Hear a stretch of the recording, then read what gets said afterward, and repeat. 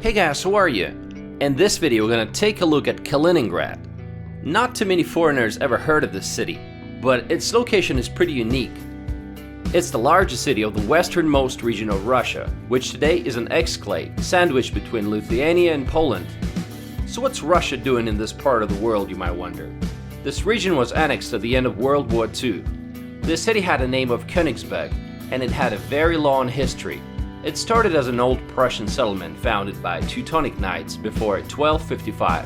Then it became a German city of Königsberg for 7 centuries, and it was also a Polish city for a couple years in between.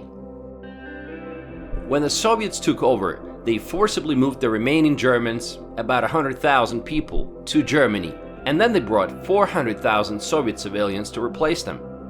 This region became a strategically important one, and this is where the Soviet Baltic Fleet was headquartered. After the war, the city was in ruins, of course. Not surprisingly, the Soviets did not see any value in German architecture back then, and it wasn't until the USSR came to an end that the attitude towards German heritage in the city changed. Today, it's a city with a population of 489,000 people. Let's start our introduction with the historic center. Luckily, many German-era buildings have now been restored, like this Königsberg synagogue. The original one was built in 1896 and it was destroyed in 1938, and it was finally reconstructed in 2018. The Königsberg Cathedral is the heart of the city. This brick Gothic-style cathedral is located on the island of Kent, also known as Nineprof Island. It's a real symbol of Kaliningrad and the oldest church in the city. Inside, it houses the largest pipe organ in Russia, and it hosts organ music concerts. The famous German philosopher Immanuel Kant once lived in Königsberg, and his grave is situated next to the cathedral. Let me read a couple of his quotes.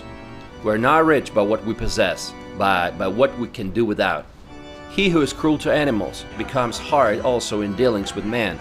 We can judge the heart of a man by his treatment of animals." I think it's pretty accurate to this day. This place gets pretty crowded and there's always something to do here. Food fairs, open-air concerts, and more.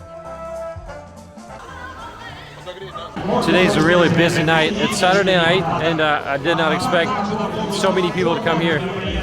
Apparently it's one of the popular places in the city. Nearby is the most lovely part of town, Fishing Village. It's a recreated old German quarter. It's a nice place to spend the evening. There's a promenade, great food choices, beautiful views of the Pregoya River, and a lighthouse with an observation deck. You might think it's something very old, but it's not. Those are all modern buildings, and they built them to imitate the style of Königsberg before the war. And I think they did a pretty good job. It became a really nice area. It's one of the most popular areas in the city for visitors and for locals alike. A really nice area. So let's go for a walk and look around. Так, а мы что, дальше?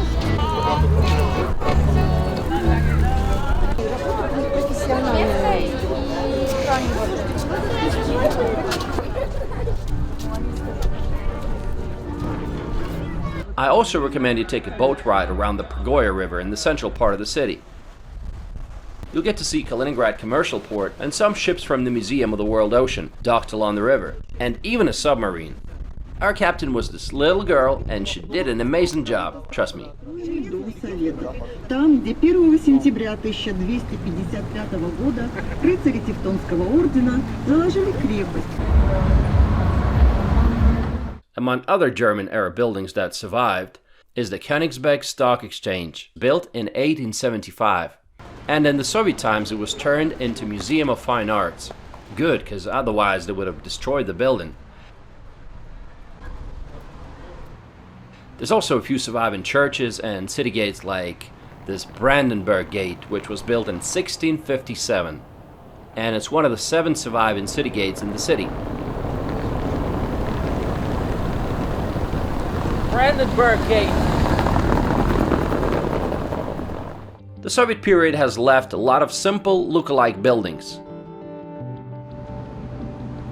A really sad symbol of Soviet Kaliningrad era is the House of Soviets, which in fact was never even finished. It was built on the site of the royal castle that was destroyed by British aircraft. The Soviets could have restored the building, but instead they built this 21-story monster that is now sitting there with broken windows and nobody knows what to do with it.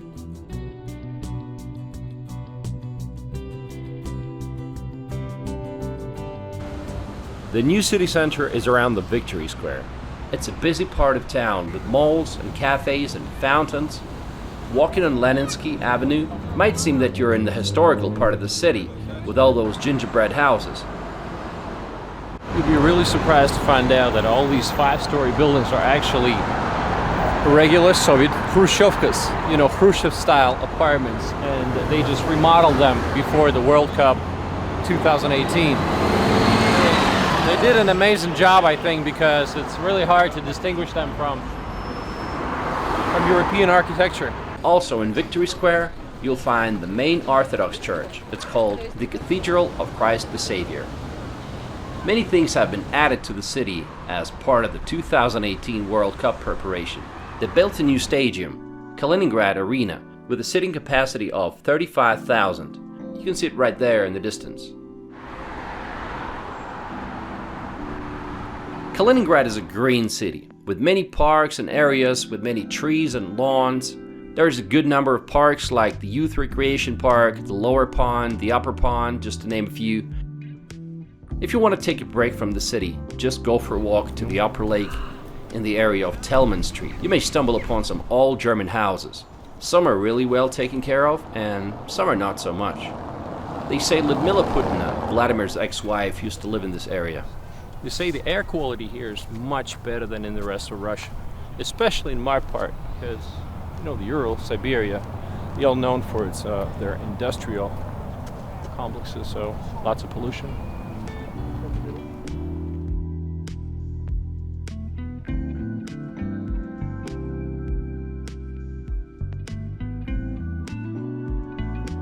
But don't set your expectations too high. Don't come to Kaliningrad thinking you're going to see Königsberg, because you'll be disappointed. That city is no longer there.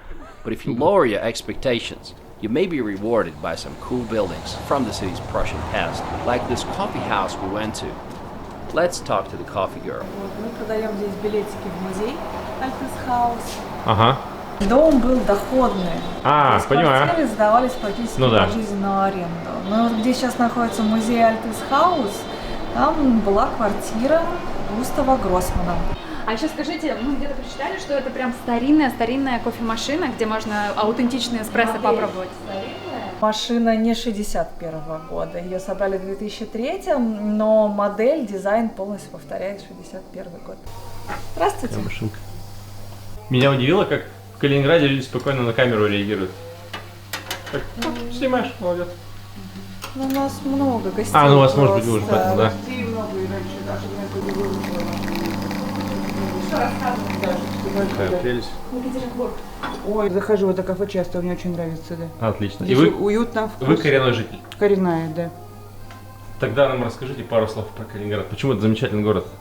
Во-первых, это самая западная точка. Прекрасное море Балтийское, только холодное.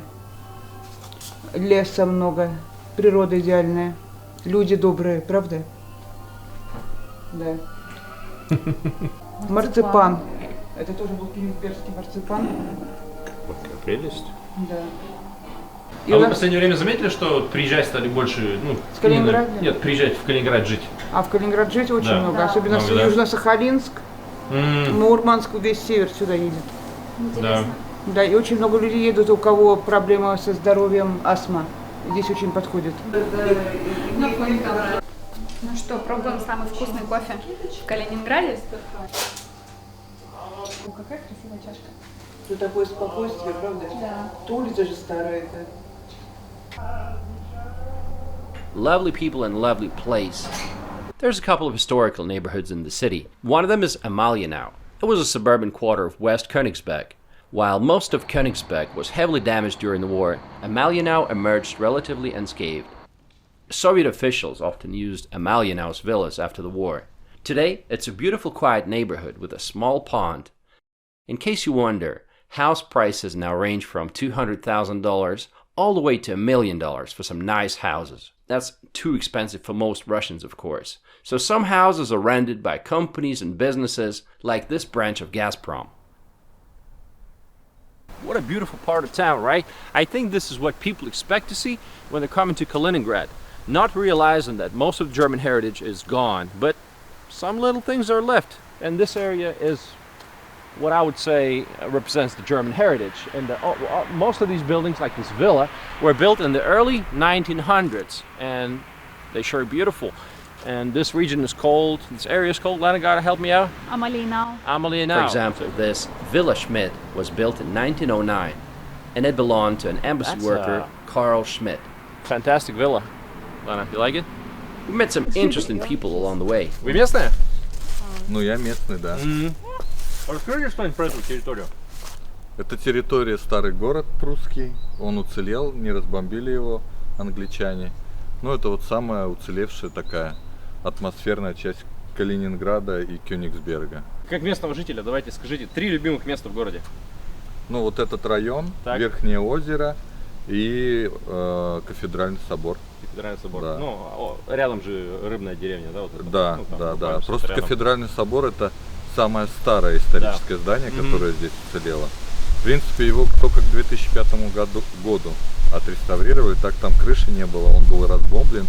Но чудесным образом могила Канта сохранилась, она была целая. Да. Вот, и каким-то образом смогли тогда сторонники этого здания убедить партию, что Кант был там прародителем коммунистической идеологии, что это зарождался еще в идеях Канта, но и его не снесли, потому что рядом, вот где Дом Советов стоит, там Да. в принципе неплохо уцелевший был замок Кёнигсбергский, его в 65 году взорвали. Ну, потому что там нельзя было никак обосновать. Ну да. Не, вообще была такая какая-то ненависть ко всему немецкому, ну, естественная ненависть. И поэтому как бы исторически вот многие вещи как вражеское воспринималось. Как раз, И да, хотел спросить, то есть какие профессии здесь платят больше, чем, ну, чем по то, среднему что на рынку? внешние рынки работает. Ага, то, что, Потому что внутренний рынок очень маленький. то, что платит в евро, да, получается? Получается так. Ну и в основном это творческие профессии какие-то такие. Дизайн, IT. Здесь много игровиков. Сюда компания Bittrex переехала. Не знаю, слышали, нет? Ну, конечно, да. Вот, Сергей Рыжиков. Вот у него тоже недалеко от зоопарка, там его офис. Очень классное здание. Он его сделал нейтральным, то есть оно не берет из сети электричества. Оно полностью так независимое, пассивный дом. Интересно. Ну, сюда люди творческие с мозгами переезжают, нравится им природа. И свой микромирок многим удается создать. Как вам климат Калининграда? Потому что, ну, говорят, что он такой... Я привык. Да? Да. Ну, у вас виноград растет даже удивительно, у нас не растет. Но он кислый, толстокожий, да, растет. А, Но это еще от немцев, у них традиция была здесь сажать виноград. Мгм. Ну, специальные сорта такие, Мгм. плодолюбивые. понятно. Вот. Вы Сколько самое холодное было на вашей памяти зимой? Не, здесь теплые зимы, минус, наверное, 17, минус 20. Это предел, да? Да, да, да. Ну да. Ну так, слегка море замерзает. И озера, вот тут есть озеро Поплавок, там можно на коньках покататься, Верхнее озеро тоже на коньках. В общем, классно в Калининграде, да. Приезжайте. Лучший, да, лучший город в нашей стране, это точно. Отлично. А как вас зовут? Меня Владимир, Вячеслав. очень приятно. Очень приятно. Ну, хорошего вам времени. Да, спасибо. Спасибо большое. Sadly, when it comes to politics, Kaliningrad is no different. The Kaliningrad Regional Duma abolished direct elections of the mayor of Kaliningrad in 2016, like in many other cities in Russia.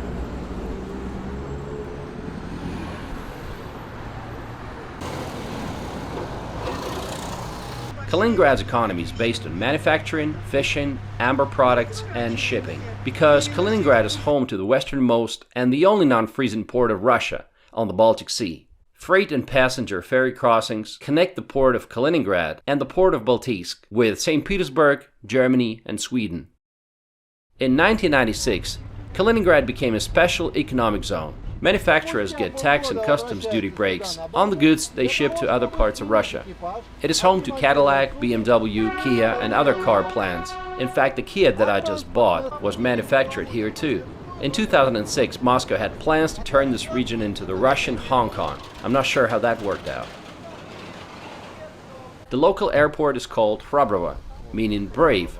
I got here from Yekaterinburg on a direct flight. It was around 3.5 hours. When it comes to public transportation, there are trams, trolleybuses, buses, and marshutkas. That is small commercial buses. The fare is 24 rubles. That's about 30 cents. The number of tram routes used to be a lot higher, but I just read this on Wikipedia. They've been getting rid of those trams because they want to lobby the interests of some members of the local parliament who own commercial bus routes. And now we're going to take a ride in the only route that's left, and it's number 5. So let's do it.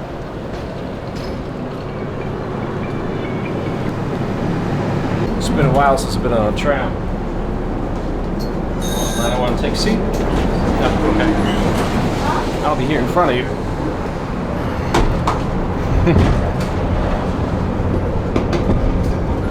А сколько прайс стоит? I got some money too. Pay for me too, please. Alright, I guess you deserved it. You've been carrying the camera all day. When it's really crowded, you ride in like this.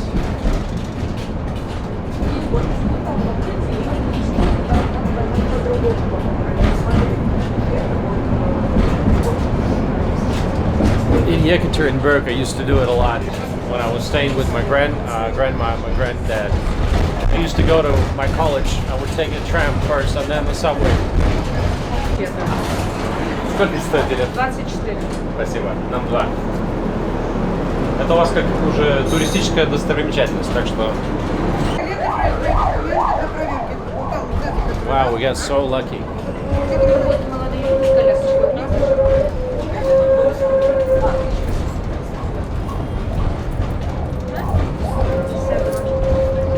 Повезло нам, да? Чуть штраф не получили. Ну, проверка как раз пришла, и вы подошли. Нормально. Спасибо. The city used to have a lot of trams, but now tram number 5 is the last tram route left. The local authorities wanted to get rid of the tram lines altogether, and that's a big mistake. It's the most ecological means of transportation, and it's not using regular roads. Right behind me is Hotel Moscow, and this is where we're staying for the first 3 days in Kaliningrad. You know, the location is perfect. Everything's accessible. Right opposite from it is the Kaliningrad Zoo, and you can pretty much walk to major attractions from here. But we're renting the car, so we don't have that problem. Actually, the name of the hotel used to be Berlin, right? But they renamed it because it's Russia now. But they say that a lot of Germans would still stay at this hotel. I guess it's one of the best. How much stars is this hotel? It's 3 stars, so don't expect any jacuzzi or you know, super high level service, but it's really good. It's decent. Is it hard to pass the road? Oh yeah, in Kaliningrad they don't have a lot of street lights, so a lot of times you would be passing on using the pedestrian crossing like this one. I hope they don't run me over. It's pretty crazy.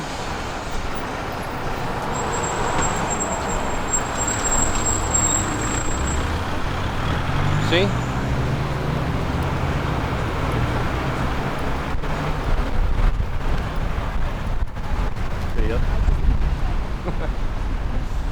I feel like I'm important, you know, everybody see that I got a camera girl with me. Everybody's like, is that a star? Is that a star from Yekaterinburg?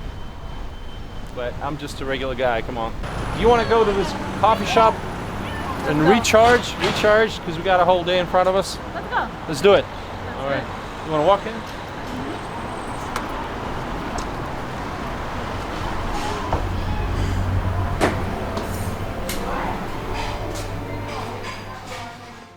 Because we wanted to explore the area outside of the city, we rented a car for 5 days and it was 39 bucks a day. Driving in the city can be pretty bumpy because of the cobblestone streets all throughout the city. But once you get out of the city, you'll be surprised to see how good the local highways are. They're of excellent quality and literally some of the best ones I've seen in Russia. And they have a speed limit of 110 kilometers an hour.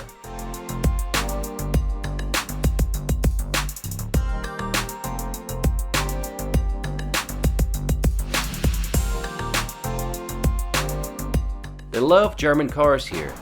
In the east of Russia, they love Japanese cars, but here they prefer German cars, not surprisingly. I witnessed a gathering of local BMW enthusiasts.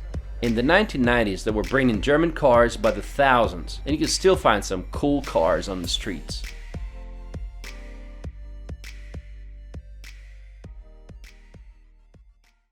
There's a good choice of seafood in local restaurants and grocery stores. The fish industry is one of the backbone industries of the region. Stroganina from Bonito. That's a special dish. Stroganina is like sashimi's Siberian cousin. To prepare this snack, the fish is pre-frozen and then it's cut into the thinnest, almost transparent layers. Stroganina from Bonito, a drop of lemon juice, onions, local rye bread, and mustard makes a delicious combination. When it comes to desserts, marzipan is a really popular ingredient here. It's a confection consisting primarily of sugar and honey and almond. You can find it in chocolates and candies. After so many years of being a closed region of Russia, tourism is finally growing fast. About 1.5 million people visited Kaliningrad last year. It was also one of the host cities of the 2018 FIFA World Cup. As a tourist, there's a few places you've got to visit. The Museum of the World Ocean, which features 6 museum vessels. There's so many things to see here. An aquarium filled with brightly colored fish, a skeleton of one of the largest complete sperm whales. If you didn't know this, Kaliningrad used to be the base of the Russia's whaling fleet, and this unfortunate fellow was one of the last victims caught in 1975. Lena, where are you sailing to? Make sure you visit the research ship, Vityaz. Over a period of 40 years, it covered 800,000 miles and it visited 100 different ports, researching the ocean depths. It made its last voyage in 1979. Once it even measured the depth of the Mariana Trench. You'll also get to see how the design of the diving suits has been changing over the years. You guys know what you gotta do, alright? I'll be steering the vessel. I think we're a little bit off course. I think we should be going that direction, so let me just correct that a little bit. Okay. Many of the exhibits tell the story of the Titanic and how the film was made. It's hard to believe, but James Cameron presided over the museum's opening ceremony and gave the museum 2 valuable exhibits, a tea set and an Oscar. Unfortunately, we didn't get to see them because it takes a special guided tour. So the maintenance is really simple, guys. You just gotta make sure, everything works properly.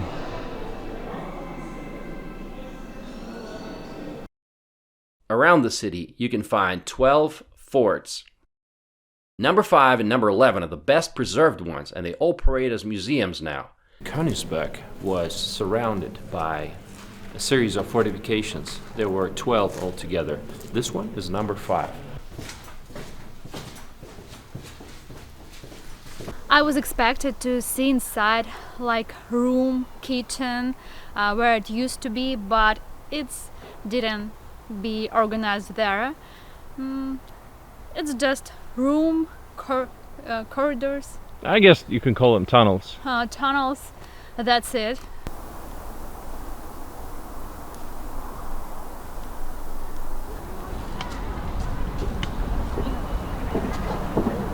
I highly recommend you visit fort number 11. It's almost like finding yourself back in time. You can spend a few hours here exploring the underground tunnels with storage rooms, canteens, and whatnot. At times it felt like a 3D shooter game brought to reality. Computer game shooter, Get more ammo, all right, ready to go to war. Outside there's nice places to have lunch, and they even have different shops that sell random stuff not related to the fort.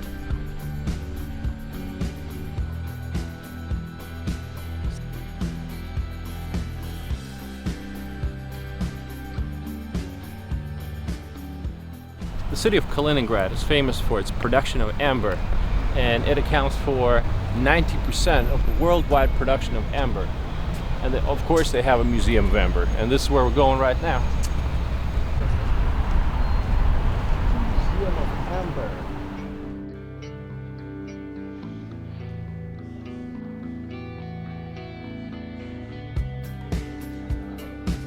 All these things are made of amber, even this chessboard and the pieces. Some of the exhibits are for sale. These are some of the most expensive ones. Everybody was telling me to visit the Kaliningrad Zoo, and since we were staying at Hotel Moscow, which is just opposite the zoo, there was really no reason not to go. It was a lovely zoo, and it was opened as the Königsberg Zoo in 1896. The collection, which extends over 40 acres, with a total of 2,200 individual animals. Way better than most Russian zoos, some of which are more like animal prisons. This one felt like a nice one. You know, some people claim that by European standards it's not up to the mark, but by Russian standards, man, it's a pretty impressive zoo. I mean, compared to my city, my city zoo is really tiny. You know, I feel bad for those animals. But here, I think the conditions are much better. Oh, Anglo-Nubian. I remember the name Nubian when we were shooting the video with Aunt Galia. Remember? Mm-hmm. Her friend had some Nubian goats.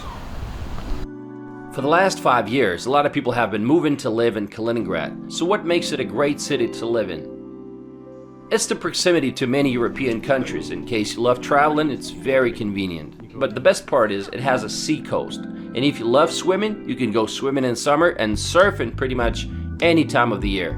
If you come to Kaliningrad, you have to rent a car and go to nearby resort towns like Zelenogradsk and Svetlogorsk and visit Curonian Spit.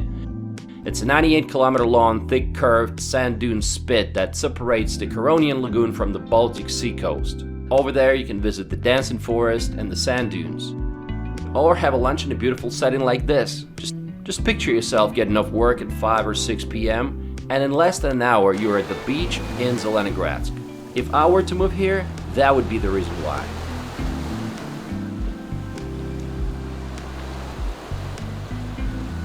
If you want to drive a little further, you'll find Yantarny Village, or Amber Village.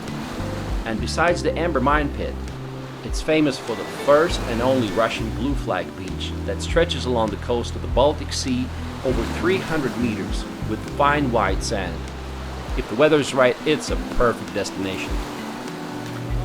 If you want to learn more about the Russian fleet and visit some of the wartime memorials, you can visit the port city of Baltijsk. In my next video, I'll talk about each one of these locations, so don't miss it. We'll even go swimming and surfing. Also, this region is clean and not as polluted as some parts of Russia. It has a mild, humid climate.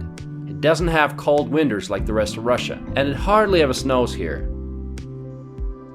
So what do locals think about the rest of Russia? Well, they don't really travel there that often. It makes sense because this place is closer to Riga and Berlin than it is to Moscow, let alone other parts of Russia. Now that is a crazy idea, but just think about it. If you were to drive to Vladivostok from here, it would take you 130 hours. That's almost 6 days of non-stop driving, or 7 days by train. 10,000 kilometers or 6,300 miles. What's life like for regular folks in Kaliningrad? Well, it's really not that different from any other Russian city. See, the average salary is $400 a month, and that's not enough to live a comfortable life, let alone make frequent trips abroad, so most people we talked to did not even bother to get a European Schengen visa. Most houses are the same typical apartment buildings that you find in the rest of Russia. Many times I've been off travel and walked to something new. Days are old, the nights are cold, I wandered without you. But I feel I'm going home.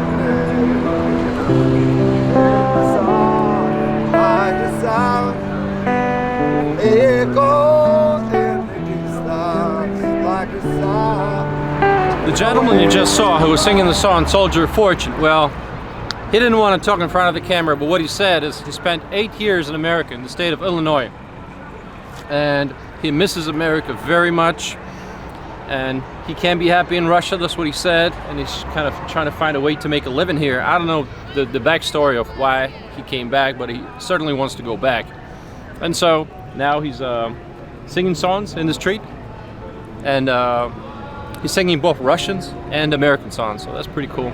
And he's a really cool individual and very, very much aware of the political situation, so very intelligent.